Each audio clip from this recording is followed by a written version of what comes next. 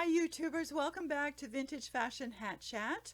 I'm Norma Shephard, the director of the Mobile Millinery Museum and the author of 5 books on vintage fashion, including 1000 Hats, and I will link to that book in the description box. Today I'm talking about autumn colors, and the reason I'm doing that is I had a look around my garden. My petunias look a little bedraggled. We're not in the autumn yet, but of course we're headed that way. Autumn is always been a traditionally huge fashion season. Now the autumn colors are really not my thing. I always say I never met a hat I didn't like, and that's pretty much true, but I certainly can't wear the autumn colors, but there's always black for people like me.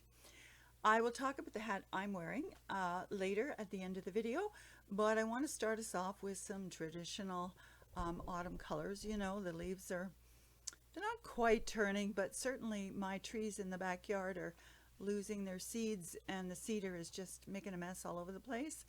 And people are starting to order those pumpkin lattes. So here we go with some autumn looks. I'm going to start with a very versatile autumn color, one that we don't think of automatically, and that's green. Now this particular shade of green is quite appropriate for the autumn season, and you'll notice that the fabric lining also is leaf patterned. This hat is probably from circa 19. Have her help us out today with a very versatile autumn color, one that we don't often think of automatically, and that's green. Now this particular shade of green is quite appropriate for the autumn season, and you'll notice that the fabric lining also is leaf patterned. This hat is probably from circa 1960, and we'll just pop it on our little mannequin head here.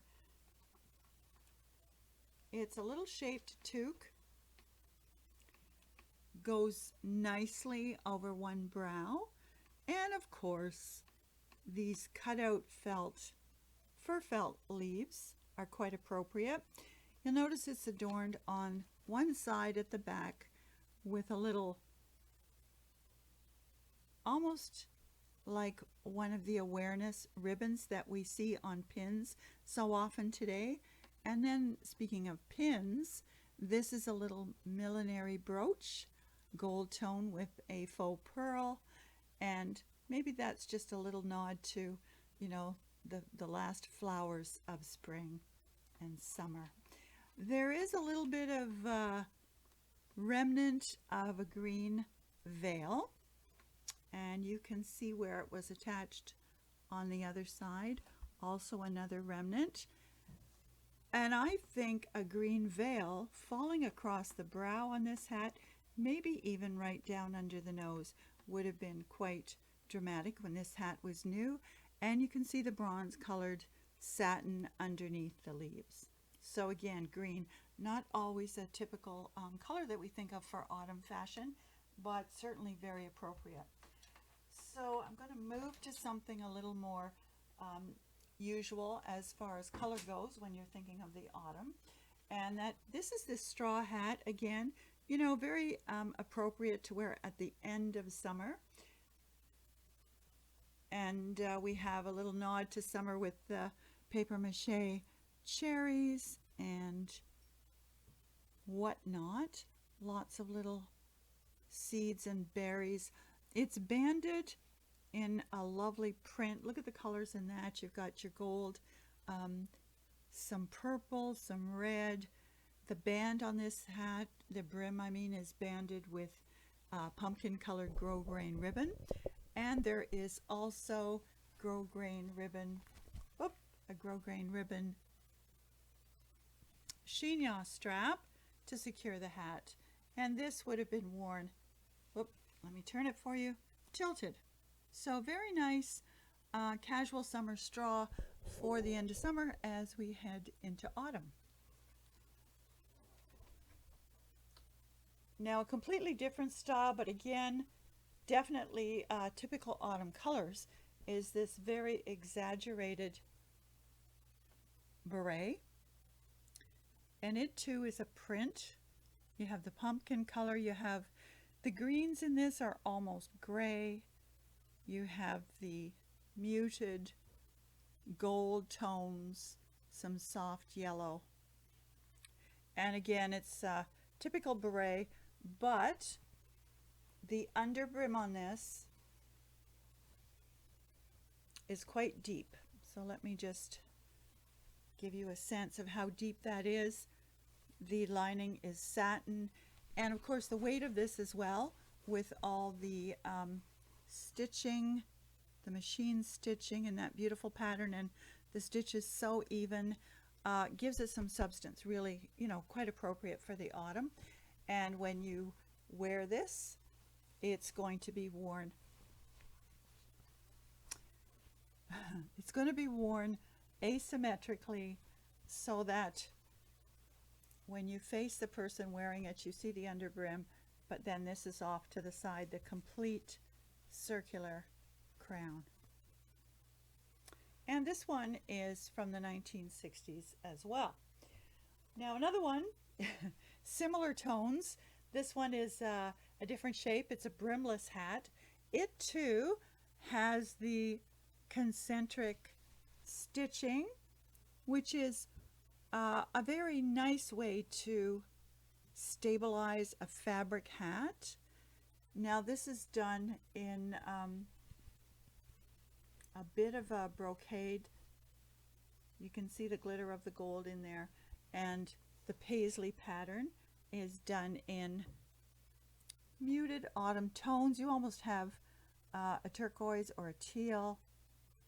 You have the pumpkin color, the gold, all done on a bit of a cream base. And then these little plastic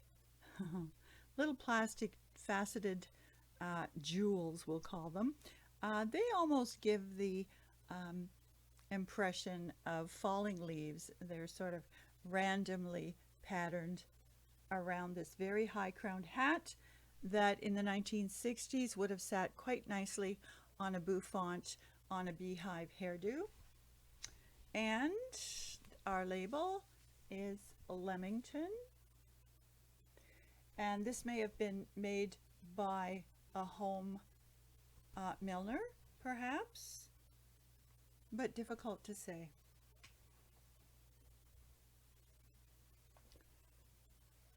Now, if we really want to go all out pumpkin, this next one is, it's lovely. And as much as these colors don't suit me, I might even be tempted to wear this one.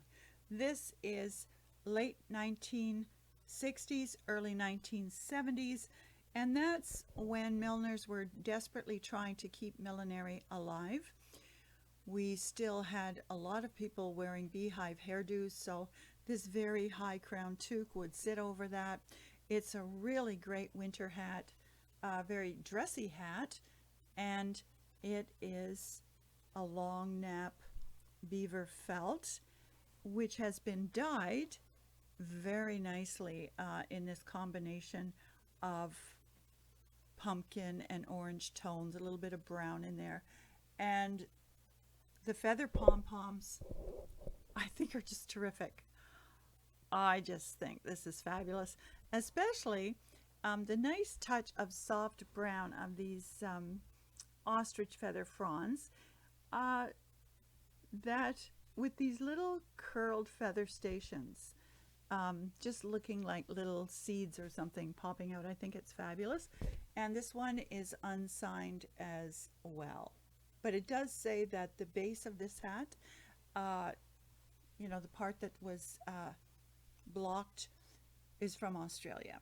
And the rim is secured with wire to keep its shape.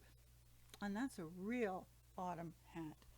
Now, wasn't just hats we were accessorizing with in these autumn colors in the past.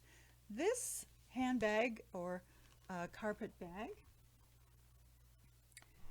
from the 1960s, very likely, / 1970s. You want to remember, maybe you do, some of you, certainly my age, will remember, we purchased knee-high boots in that era that were made from upholstery fabric, and that's because leather was so expensive that shoe designers were deciding to go with alternate fabrications, and I thought they were fabulous. Now, they were doing the same with handbags. So the long nap beaver felt was a very popular choice for winter hats in the 50s and 60s. And here's a little bandeau done in autumn colors with a very wispily trimmed feather trio, I believe. And again, this just sits, the bandeau sits across the crown of your head. And this is certainly not fashioned for warmth, it's fashioned for fashion.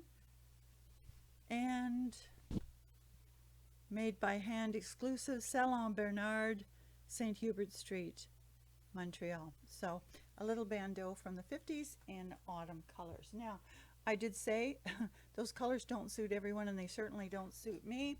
So I'll tell you about my hat. This is a little Edwardian piece, and if you think of the silhouette of the Gibson girl, of course their hair was always enhanced, rolled up, very high. These hats tipped forward a little bit, almost a Mary Poppins hat.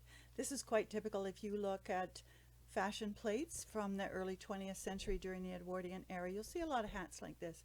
This one is a real charmer. It's in beautiful condition, with only one little exception. There's to restore this, we need to just put one stitch in this little poof. It is very much like crepe paper. If you're planning a party and putting up streamers, you'll know what I mean. But it is fabric. It's it even almost has the little crunch of crepe paper. Anyway, it is a sweetheart of a hat. It does have the inner drawstring crown, which they at times stuffed with extra hair, sometimes with tissue paper to help the hat sit a little higher as well. And of course, you can see this wonderful hat pin. Very simple. I mean, it's not a jeweled hat pin. So this is a very typical pin of the era. And perhaps this hat has been there since the hat was new, or certainly last worn. I measured it at 10 inches. Here's where where it starts, and it ends way over here. And you can see perhaps why there was some controversy over whether women ever use their hat pins as weapons, and I have done a video on that topic with more hats with hat pins, and I will link to that in the description box as well. So I think this is a wonderful little piece. One little stitch will just restore it to its original design. And yeah, I think it's quite an exceptional piece, one of our many Edwardian pieces. Now, I know we're a hat channel, but from time to time I do want to show some other vintage costume pieces. I did show you a handbag from the 70s, and I want to show you a little handbag from the same era as this hat. Now, this is also rather autumn themed. It's a wonderful gold leather circle. Almost looks like a canteen, but the strap is trimmed with some gold tone leather leaves. So in keeping with the leaf motif of autumn, I'm going to open this up for you. I think it's a darling little handbag. I did not polish the mirror. Perhaps I should have. And then on this side, you see there is a little change purse. So the change purse does not come out. It's adhered to the little pocket. But I don't imagine ladies of that time were carrying a whole lot in their handbags. And very likely, this being the gold tone, it was probably an evening handbag, and would have been great for the opera, would have been great as well in the 20s. There are some scratches on it. I expect this was a lovely piece that was handed down. You know, one of those little heirloom fashion pieces that are great to hand on to your daughter or your niece. So I think that's very special. If you're interested in seeing other pieces aside from hats, please leave me comments. So I thank you for watching. If you've enjoyed this, please hit like, thumbs up, that helps people find us. You can subscribe, hit the notification bell. You won't have to look for my, you won't have to remember my name or look for my channel name. You will automatically get it in your feed when I post. I do post regularly Mondays and Thursdays. In the meantime, have a hatty day.